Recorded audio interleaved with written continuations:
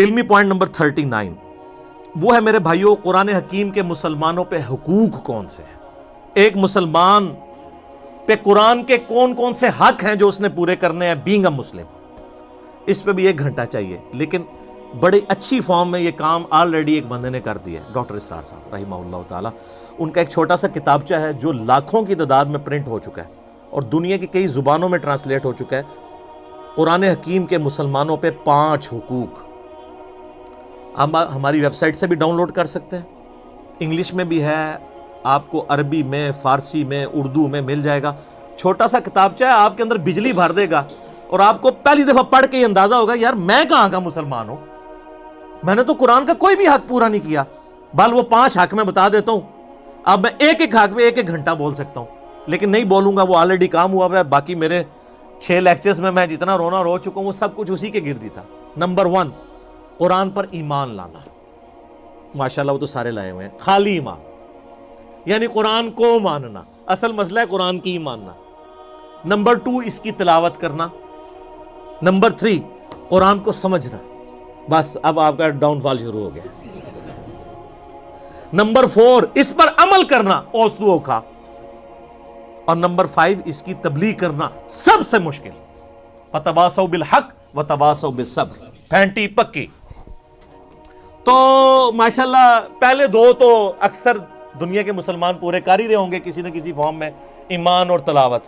اگر کوئی لادہ بھی نہیں تلاوت کرتا، وہ کہتا ہے قرآن نماز میں تو میں تلاوت کر ہی رہا ہوں نا سورہ فاتحہ کی، تو یہ 2 حق تو میں ڈیٹم لیول پہ پورے کر رہا ہوں۔ لیکن قرآن کو سمجھنا، قرآن کہا جاتا ہے کہ دنیا میں سب سے پڑھی جانے والی کتاب قرآن ہے، لیکن اس کا تلخ پہلو یہ ہے کہ دنیا میں سب سے زیادہ بغیر سمجھ کے پڑھی جانے والی کتاب بھی قرآن ہی ہے۔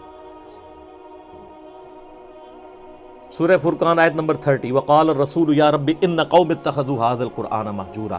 رسول اللہ شکایت کریں گے قیامت والے دن، اے اللہ میری امت نے قرآن کو پیٹھ کے پیچھے ڈال دیا تھا۔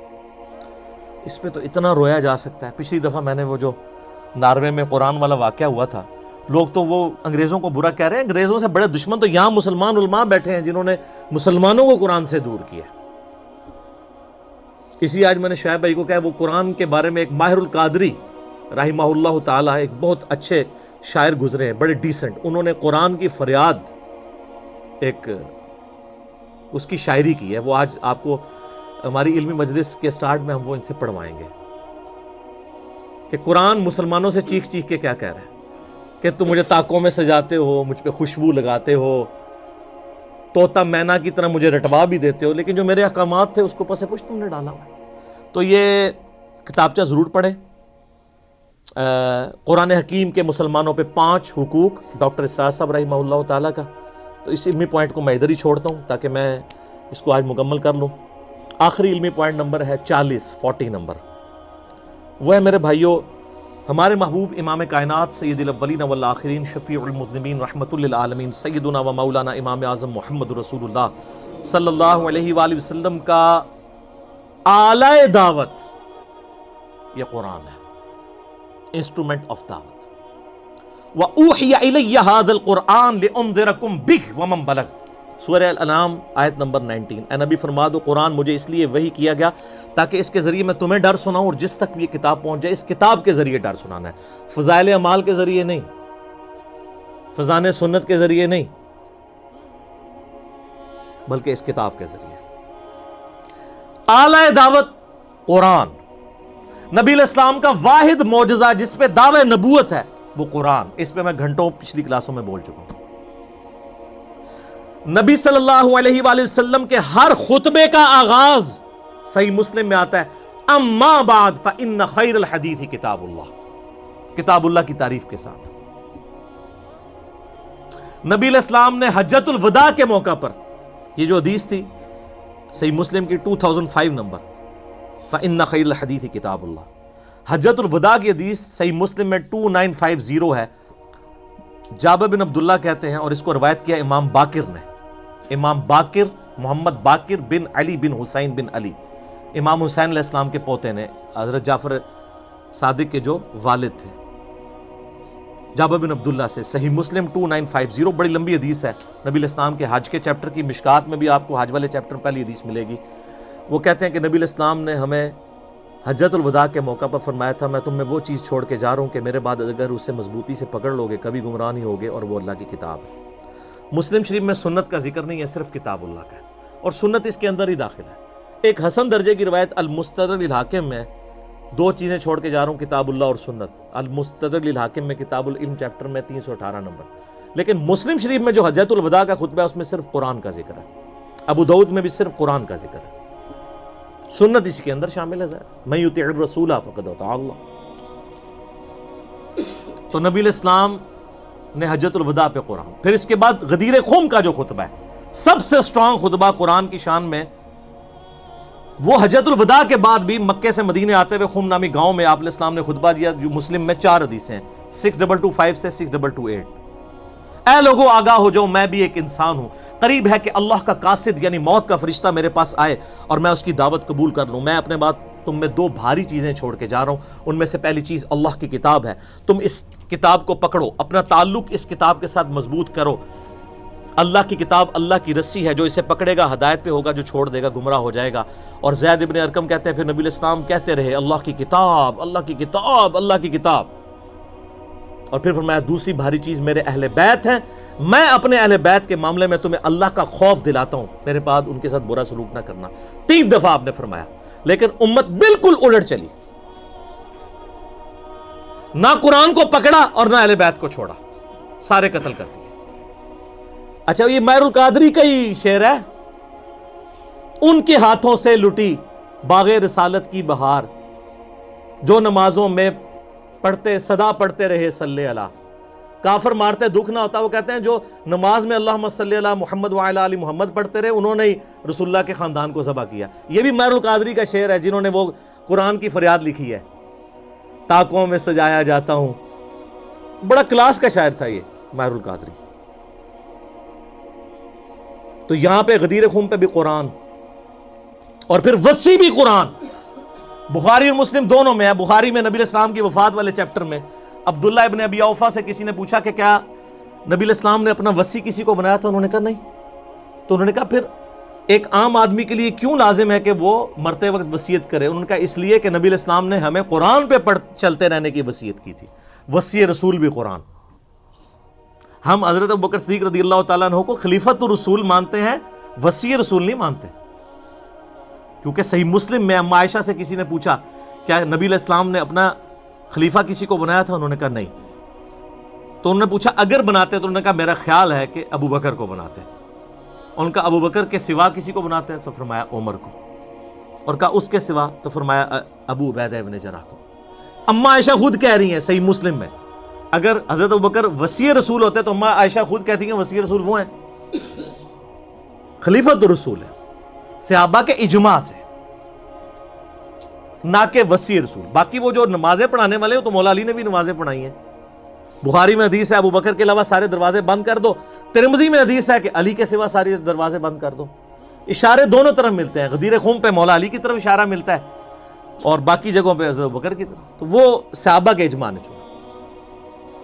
یہ علیحدہ سے ایک ٹاپک ہے، مسئلہ 55B 3 گھنٹے کا اس پہ ریکارڈڈ ہے۔ وصی رسول کون؟ قرآن۔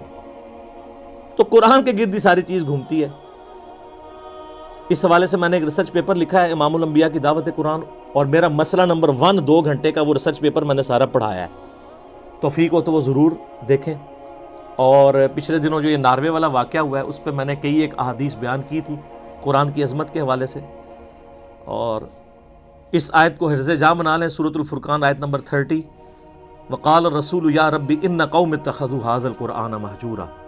قیامت والے دن نبی علیہ السلام شکایت کریں گے کہ میری قوم نے، میری امت نے قرآن کو پیٹھ کے پیچھے ڈال دیا تھا۔ صحیح مسلم میں حدیث ہے 534 نمبر، والقرآن حجت لک او علیک، قیامت والے دن قرآن یا تیرے حق میں دلیل بنے گا یا تیرے خلاف دلیل بن جائے گا۔ صحیح بخاری میں سیدنا ابو بکر کا پہلا خطبہ ہے، کتاب الاعتصام بالکتاب والسنہ چیپٹر میں، کتاب و سنت کو مضبوطی سے پکڑنا۔ انتہائی گستاخانہ خطبہ ہے ہماری ڈاکٹرن میں، لیکن قرآن و سنت میں فٹ بیٹھتا ہے۔ اس میں حضرت ابوبکر کہتے ہیں کہ اللہ تعالیٰ نے اپنے نبی کو اس کتاب کے ذریعے ہدایت دی، اب یہ تمہارا کام ہے کہ کتاب باقیوں تک پہنچا کے اس کتاب کے ذریعے انہیں ہدایت دو، کیونکہ وہ کہیں گے کیا نبی گمراہ تھے؟ نہیں، وَوَجَدَكَ ضَالًّا فَهَدَىٰ، اے نبی تمہیں ہم نے اپنی محبت میں خود رفتہ پایا اور ہدایت کے اعلیٰ ترین درجے تک پہنچا دیا۔ ہر نبی پیدائشی نبی ہوتا ہے، لیکن جب وحی کا نزول اس کے اوپر ہوتا ہے پھر اس کی ہدایت کامل درجے تک پہنچ جاتی ہے، گمراہ کبھی بھی نہیں ہوتا نبی۔ سورہ الشورى کا آخری رکوع یہ ہے کہ ہم نے اے نبی علیہ السلام اس قرآن کے ذریعے آپ کو ہدایت دی ہے، وَإِنَّكَ لَتَهْدِي إِلَىٰ صِرَاطٍ مُسْتَقِيمٍ، اور اب آپ بھی لوگوں کو سیدھے راستے کی طرف مائل کرتے ہیں۔ تو اعلی دعوت قرآن، وصی رسول قرآن، اس کے علاوہ بھی کئی احادیث ہیں۔ میرا مسئلہ نمبر 170 بھی ہے، 170 نمبر، قرآن حکیم کے ترجموں کے جو دھوکے دیے جاتے ہیں کہ جی کس کا ترجمہ پڑھیں قرآن حکیم کی اہمیت کے پوائنٹ آف ویو سے، یعنی اس پہ تو گھنٹوں بولا جا سکتا ہے، لیکن میں نے کوشش کی ہے کہ اپنی 6 کلاسوں میں قرآن حکیم کا تعارف آپ دیکھ لیں، آلموسٹ یہ 6 گھنٹے کی گفتگو تو بن گئی نا۔ ابھی بھی اس پہ گھنٹوں گفتگو ہو سکتی تھی، لیکن میں نے اس کو سکپ کیا تاکہ ہمارا قرآن پاک والا معاملہ جو ہے وہ تفسیر والا شروع ہو جائے۔ امید ہے انشاءاللہ تعالی اگلی دفعہ ہم سورۃ الفاتحہ سے آغاز کریں گے، اور اس میں پہلا لیکچر کوشش کروں گا سورہ فاتحہ کے اوپر ہی ہو، کیونکہ ام القرآن ہے، یہ قرآن کی ماں ہے، قرآن کا مقدمہ ہے۔ اس کے بعد سے پھر سورہ بقرہ جب شروع ہوگی تو پھر ہم جتنی آیات ہماری اس 55 منٹ کے اندر ہو جائیں گی وہ ٹھیک ہے، پھر اس سے اگلی۔ ویسے تو میں قرآن حکیم کی 9 سالوں میں ایک پوری ڈیٹیل ریکارڈنگ پورے قرآن کی کرا چکا ہوں، آپ کو پتہ ہے، 2010 سے لے کر 2019 تک، تو وہ یوٹیوب کے اوپر اویلیبل ہے۔ لیکن پھر دوبارہ سے اس لیے سٹارٹ کی کہ اس دفعہ ہم ذرا اس کو مزید بہتر بنائیں ویلیو ایڈیشن کر کے، اور اس میں ایک ویلیو ایڈیشن ہوگی انشاءاللہ کہ جب میں آیات بولا کروں گا وہ آپ کو اسکرین پہ ڈسپلے ہوتی ہوئی نظر آیا کریں گی نیچے، تاکہ کنسنٹریشن لوز نہ ہو۔ تو انشاءاللہ تعالیٰ اگلی دفعہ ہم سورۃ الفاتحہ سے اللہ کا نام لے کے شروع کریں گے، اور اللہ تعالیٰ سے ہم یعنی امید کرتے ہیں کہ اللہ تعالیٰ اتنا موقع دے کہ ان چیزوں کو ہم ایک دفعہ مکمل کر لیں انشاءاللہ تعالیٰ۔ دیکھیں دنیا میں کئی لوگوں نے تفسیریں ریکارڈ کروائی ہوئی ہیں، لکھی بھی ہوئی ہیں، آپ وہ تفسیریں لکھی بھی پڑھ کے دیکھ لیں، ریکارڈڈ بھی سن لیں، اس کے بعد اس مسکین کی بھی کوئی ایک آیت کی تفسیر نکال کے دیکھ لیں، تو آپ کو زمین و آسمان کا فرق نظر آئے گا۔ اس کی وجہ یہ ہے کہ جو علماء یہ کام کرتے رہے، کسی خاص مکتبہ فکر سے اٹھے، اسی نیریٹو میں انہوں نے بات کرنے کی کوشش کی۔ ہم نے تو پوری کوشش کی، آپ کو پتہ ہے میں نے اپنی جو 9 سالوں میں ریکارڈنگ ہوئی اس میں ایک آیت کے اوپر بھی میں نے 6 گھنٹے بھی گفتگو کی ہے، 8 گھنٹے بھی گفتگو کی ہے، صرف اس لیے کہ وہ آیت بون آف کنٹینشن بنی ہوئی تھی، اختلافات کے پوائنٹ آف ویو سے میں نے کوشش کی کہ اس کو ایڈریس کیا جائے۔ لیکن اب جو ہماری یہ تفسیر ریکارڈ ہونے جا رہی ہے اس میں میں اتنا ڈیٹیل نہیں بولوں گا، صرف کراس ریفرنسز دے دوں گا، جس طرح آج میں نے کئی کراس ریفرنسز دیے ہیں، مسئلہ نمبر 55B کا دیا ہے، مسئلہ نمبر 1 کا دیا ہے، وہ 55B 2.25 گھنٹے کا ہے، 1 نمبر 2 گھنٹے کا ہے، مسئلہ 170 1.5 گھنٹے کا ہے۔ اب ہر دفعہ اتنی ڈیٹیل گفتگو تو ممکن نہیں ہے، لیکن یہ کوشش کی جائے گی کہ کیونکہ بعض لوگوں نے یہ بھی شکایت کی کہ یہ مختصر کے چکر میں یہ بھی نہ ہو کہ وہ جو چیز سمجھانے والی ہے وہ بھی رہ جائے، نہ ایسا نہیں ہونے لگا، بے فکر ہو، میں اپنی عادت تو مجبور ہاں، جو تک میں کتا گھود باہر نہ کاٹ لواں میری تسلی نہیں ہوتی، کیونکہ مجھے پتا ہوتا ہے کہ یہ خالی میں نے ڈول نکالنے سے کچھ بھی نہیں بننا۔ جو فرسودہ عقائد ہیں ان کو ایک چیز کو الگ کرنا ہے کہ یہ یہاں پہ مس کوٹ کیا ہے، یہاں پہ مس کوٹ کیا، یہاں پہ غلطی ہوئی، یہاں پہ غلطی بھی، اس غلطی کو ریکٹیفائی کرنا، اور پھر غلطی کسی کی بھی ہو۔ یہ جو آج میں نے ڈسکس کیا سورہ نساء آیت نمبر 64 وَلَوْ أَنَّهُمْ إِذْ ظَلَمُوا أَنفُسَهُمْ جَاءُوكَ، اس میں حافظ ابن کثیر ایک عجیب و غریب واقعہ لے آئے ہیں کہ وہ قبر رسول پہ ایک عرابی حاضر ہوا، عرابی زبر کے ساتھ، اور اس نے کہا یا رسول اللہ بھوک سے ہلاک ہو گئے، یہ ہو گیا، وہ سو گیا، اس کو اونگ آئی، نبی علیہ السلام کی خواب میں زیارت ہوئی، آپ نے فرمایا عمر کو میرا سلام کہنا، اور یہ وہ طارق جمیل صاحب بھی بیان کر رہے ہیں۔ تو اہل حدیث سارے نا طارق جمیل صاحب کے پیچھے پڑے ہوتے ہیں، دیکھو یار کس قسم کے عقیدے بیان کر رہا ہے، بریلوی کیا کر رہے ہیں، حالانکہ کام حافظ ابن کثیر ڈال کے گیا ہے، تو وہ حافظ ابن کثیر سے نکال کے دکھاتے ہیں، یہ دیکھیں جی حافظ صاحب نے کام ڈالا ہے، تو ہمارے پاس تو نہیں لا سکتے، ہمیں تو حافظ صاحب کی دوست تو بہت چھوٹی، حافظ صاحب تو بیچارے 8ویں صدی ہجری میں آیا ہے، ہم تو پہلی صدی میں بھی کسی کی دوست ماننے کے لیے تیار نہیں ہے کتاب و سنت کے خلاف۔ کیوں؟ کیونکہ نہ میں وہابی، نہ میں بابی، میں ہوں مسلم علمی کتابی۔ یہ کہنا آسان ہے علمی کتابی، لیکن یہ اطیع اللہ و اطیع الرسول، اس پہ چلنا بہت مشکل ہے، کیونکہ وہ آگے وَأُولِي الْأَمْرِ مِنْكُمْ کے ساتھ پھر تنازع بھی آ جاتا ہے۔ وہ جب تنازع آتا ہے تو فردوہ الی اللہ والرسول کی طرف آنا مشکل ہوتا ہے، کیونکہ تلوار لٹکی ہوئی ہوتی ہے نا. اسی لیے میں کہتا ہوں حسین نہیں روزانہ ماما جمدیاں. کیوں؟ اس لیے کہ یہ بہت کم لوگوں کا لیول ہوتا ہے کہ برائی کو ہاتھ سے روکیں. لوگوں کو تو گیم سمجھ ہی نہیں آئی نا ہوا کیا ہے. وہ تو ہم نے پھر کھولا ہے نا کہ معاملہ ہوا کیا ہے، لوگ کس طرح مسلط کا شکار ہو جاتے ہیں، اور کوئی بندہ اپنی جان دینے کے لیے تیار نہیں ہوتا. آپ اس دور میں دیکھ لیں، پچھلے ڈکٹیٹر نے لال مسجد میں مسلمانوں کا قتل عام کیا، ان کے اپنے فرقے کے لوگ بھی ان کے ساتھ کھڑے نہیں ہوئے، جس کی وجہ سے 15 سال ہمیں خودکش حملے بھگتنے پڑے پاکستان میں. اسی کا ریونج تھا نا. تو میں ڈر رہا تھا کہ یہ جو بھی دھرنا چل رہا ہے فضل الرحمان والا، یہ دوسرا لال مسجد نہ بن جائے، ورنہ اگلے 15 سال پھر پار ہو جانے تھے. تو وہ جب یہ معاملہ ہو رہا تھا اس وقت کوئی مولوی کھڑا ہوا؟ کوئی بھی نہیں. تو آپ اس زمانے میں بات کریں گے. آج تو پھر بھی فریڈم آف ایکسپریشن ہے، میڈیا پہ بات ہو سکتی ہے، عدالتیں ہیں، لیکن جہاں پہ صرف بادشاہ ہو، جو بولے اس کی گردن کاٹ دی جائے، اس زمانے میں بولنا بڑا مشکل ہے. یہ آج تو بڑا مبارک دور ہے، فریڈم آف ایکسپریشن ہے. بادشاہوں کے زمانے میں فریڈم آف ایکسپریشن نہیں ہوتا تھا. میں نے کتنے بخاری اور مسلم سے واقعات بیان کیے ہیں کہ لوگ ڈرتے ہوئے باتیں نہیں کیا کرتے تھے، جو کرتا تھا وہ ٹانگا جاتا تھا.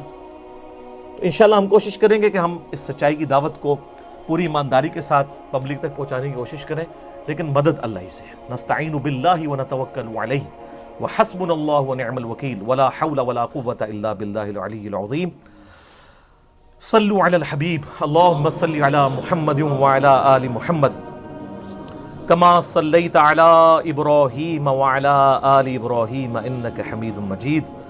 اللہم بارک علی محمد وعلی آل محمد کما بارکت علی ابراہیم وعلی آل ابراہیم انک حمید مجید. اللہ تعالیٰ سے دعا ہے جو حق بات میں نے کہی اللہ تعالیٰ ہمارے دلوں میں راسخ فرمائے. اگر جذبات میں غلطی سے میرے منہ سے کوئی غلط بات نکل گئی اللہ تعالیٰ ہمیں معاف کر دے، ہمارے دلوں سے بھی محو کر دے، بھلا دے. ہمیں کتاب و سنت کی تعلیمات پر عمل کر کے دوسرے بھائیوں تک پہنچانے کی توفیق عطا فرمائے. سبحانک اللہم و بحمدک اشہد ان لا الہ الا انت استغفرک و اتوب الیک وما علینا الا البلاغ المبین. جزاکم اللہ خیرا.